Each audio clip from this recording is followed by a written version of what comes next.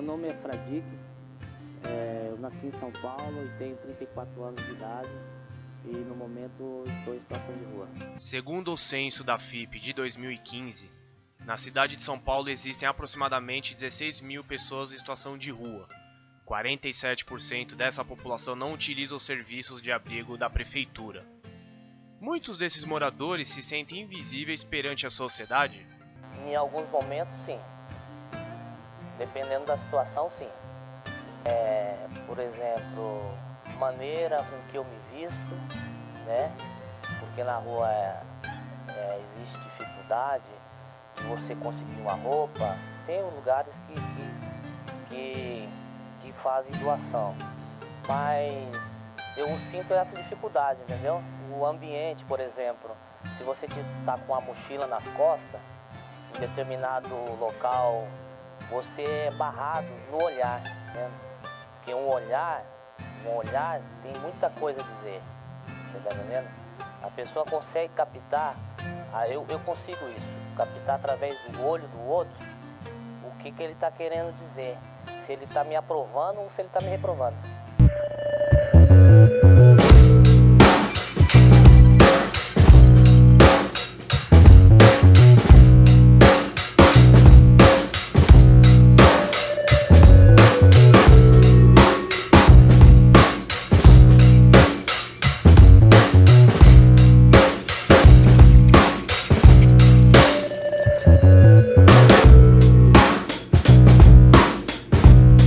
Segundo a Prefeitura de São Paulo, a capital é a maior rede de proteção socioassistencial da América Latina, com 1.300 unidades de acolhimento e desenvolvimento de ações para os moradores em situação de rua.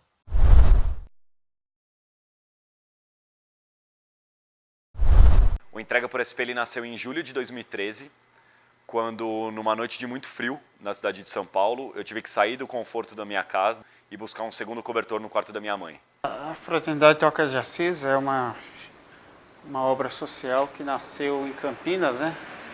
E ela nasceu na rua, né? Ela nasceu de uma experiência de um seminarista que teve essa iniciativa de estar dando esse apoio às pessoas que ficavam aí numa praça em Campinas.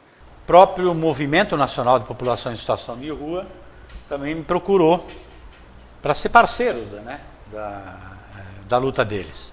O projeto de lei 5.740 de 2016 estabelece direitos e institui a política nacional para a população em situação de rua e dá outras providências. Aí uma das demandas deles era transformar e aperfeiçoar um decreto que criava política nacional de como que o poder público deve se relacionar com a população de rua.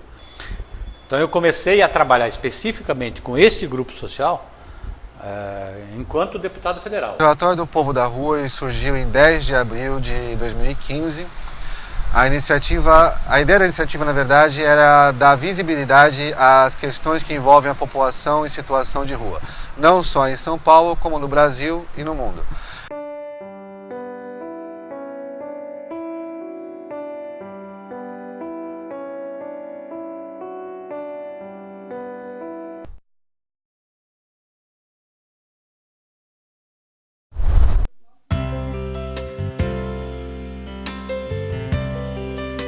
O principal é dar visibilidade, então a página publica qualquer matéria que tenha relação direta com a população de rua ou temas correlatos, como por exemplo direitos humanos e violência policial.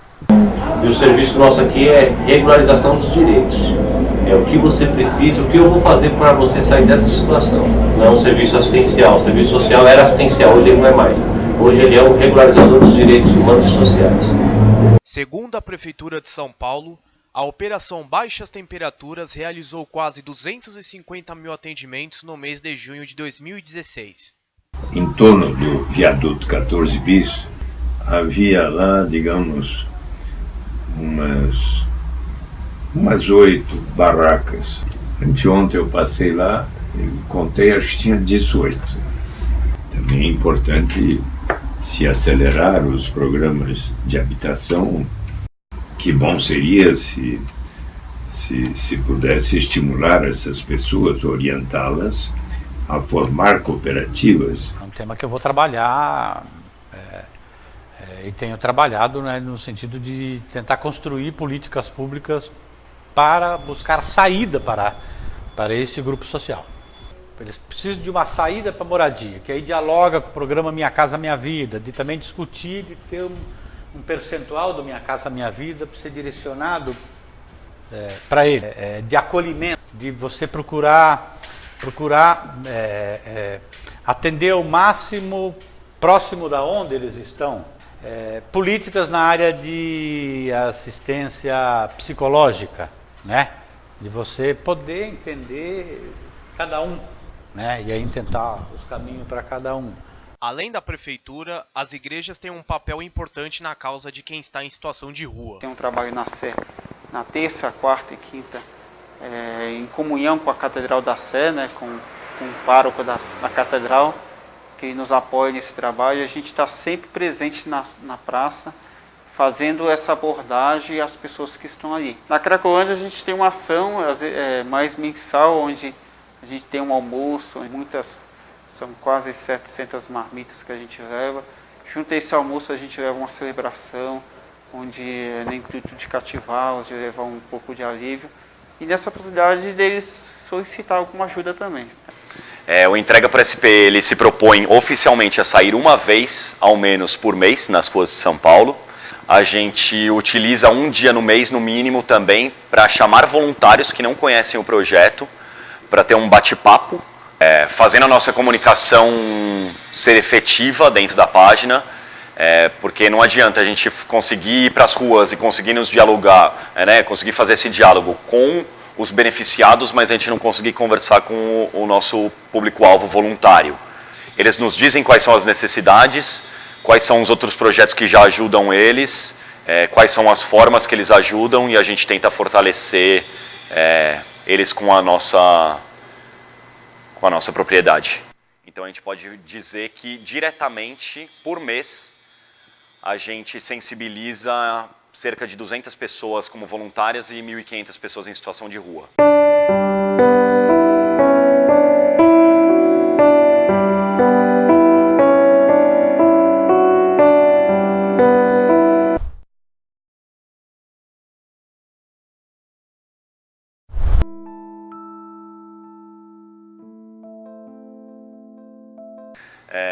A gente acredita numa convivência, na convivência plena entre quem dorme nas ruas e quem não dorme nas ruas. A gente acredita numa cidade mais humana. A gente entendeu que é muito possível, que essa convivência a gente não entende por que ela não é tão forte como ela deveria ser. E quando você sai à rua levando respeito, atenção, carinho, as ruas respondem muito positivas. Considero o problema da população em situação de rua um dos maiores desafios da prefeitura. Há um edifício Nazaré, na Praça da Sé, que está desabitado, e esse edifício foi ocupado algumas vezes por moradores em situação de rua. Ao conversar com a senhora priora, ela me disse que aproveitar aquele edifício era consistente com os objetivos da Ordem Terceira do Carmo. Do total da população em situação de rua na cidade de São Paulo, 82% são homens, 14,6% são mulheres e 3,4% não identificados. E o que tem nos motivado hoje, né, a reconhecer o próprio Cristo, né, na realidade das pessoas de rua, Cristo pobre, né, sofredor, marginalizado, né, o Senhor que se faz presente nessas pessoas que estão à beira da nossa estrada, nas nossas ruas, nas nossas calçadas. A necessidade de dar visibilidade à questão. Por exemplo, a questão do RAPA, que é uma ação que a Prefeitura promove diariamente em vários pontos da cidade, na qual a GCM e as subprefeituras elas vêm e, com o pretexto de fazer zeladoria urbana, eles chegam e removem todos os pertences dos moradores de rua, inclusive com o uso de violência física.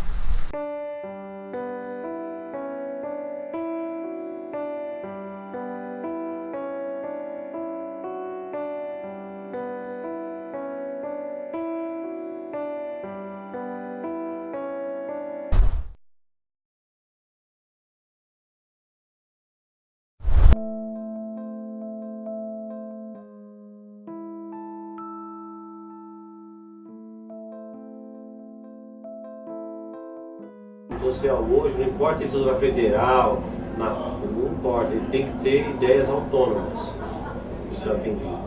Eu vejo um serviço assistencialista, não pode ser assistencialista, tem que ser direitos sociais humanos, reconhecimento dos direitos sociais. De alguma forma a gente não dedica só um tempo, a gente dedica todo o tempo da nossa vida.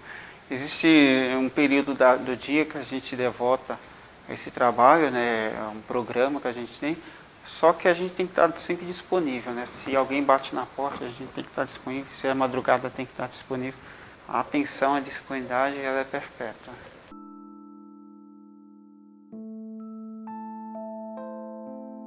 É uma opção pessoal, eu sou cristão. E o cristianismo ele tem a ver com a opção preferencial pelos pobres. Nas nossas cidades, os mais pobres entre os pobres são as pessoas que vivem em situação de rua. Daí eu acho que é uma opção lógica. Eu faço parte da Comissão de Direitos Humanos da Câmara, sou vice-presidente da Comissão de Direitos Humanos.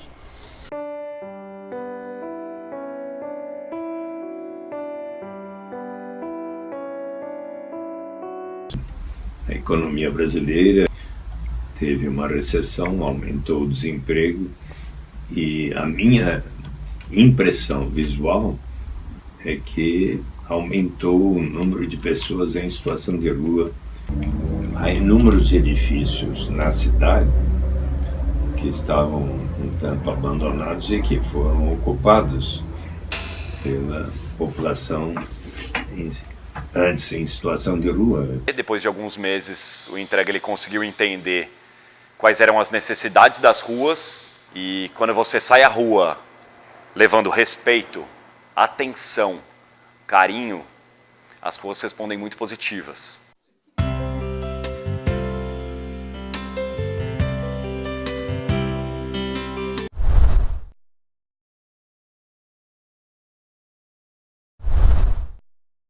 52% das pessoas que estão em situação de rua encontra-se na região da Sé. Cada história de morador de rua é uma história individual. O morador de rua ele chega na situação de rua por um acúmulo de perdas ao longo da vida. Cada história é uma história, cada situação é uma situação. Eu tenho um amigo aqui na Vila Mariana, não vou dizer o nome dele, ele é designer de sapatos de luxo. Ele possui uma fábrica, equipamentos, foi perdendo, mas os equipamentos ele mantém ainda.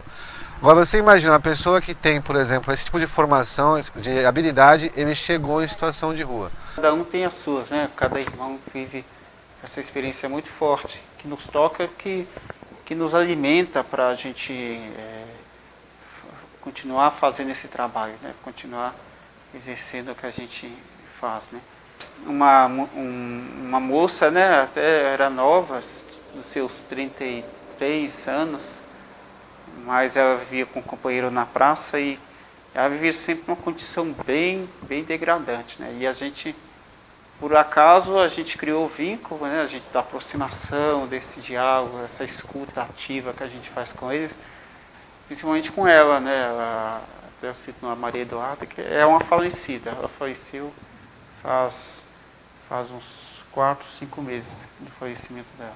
Entre os meses de março a junho de 2016, 113 moradores de rua morreram na cidade. A maioria das mortes foram causadas por problemas respiratórios. E eu ouvi um entrevistador conversando em francês com um haitiano, quando que tinha chegado ao Brasil, que dificuldade estava tendo para se autossustentar. Então ele disse que estava há 5 anos sem um emprego formal, então estava sobrevivendo de diversos bicos. Até perguntei a ele, você teria alguma sugestão sobre o que a prefeitura pode fazer? Acho que seria interessante que vocês formem frentes de trabalho. Elas são perdidas em vida, perdidas socialmente em vida. E perdida socialmente, os fatores grandes para que isso aconteça tem a ver com a sujeira, com o cheiro, porque isso te afasta das pessoas. Tem a história do Marcelo. O Marcelo é um cara que a gente conversa super bem com ele, é um cara que tem orgulho pra caramba do trabalho que ele faz. Ele trabalha com reciclagem. Só que você fala com ele sobre a família, ele desaba. E desaba falando assim, eu converso com a minha família 1 vez por semana, por telefone. eu tenho vergonha de falar com meus filhos. Ele tem um filho de 10, outro filho de 12, há 8 anos ele não vê os filhos, ele fala. Cadê a referência do pai para essas crianças? Está no telefone. Ele mostra, ele na conversa sempre, ele fala sobre a unha, que ele não consegue limpar a parte de baixo da unha, e ele tem uma crosta que acho que ele não consegue respirar, a pele não consegue respirar. Isso porque ele não falou do cheiro, mas sempre quando a gente encontra com ele é difícil. É difícil você demonstrar afeto para uma pessoa que está suja, com cheiro, e isso é difícil para os nossos voluntários, para nós como os voluntários que vamos para as ruas e a gente quer trocar essa experiência, quer dialogar com esse público, mas é o primeiro choque, é um choque que é muito da pesada. Então, quando a gente fala sobre algum assunto marcante, acho que a parte mais social para mim, com a população em situação de rua, é o cheiro e a sujeira.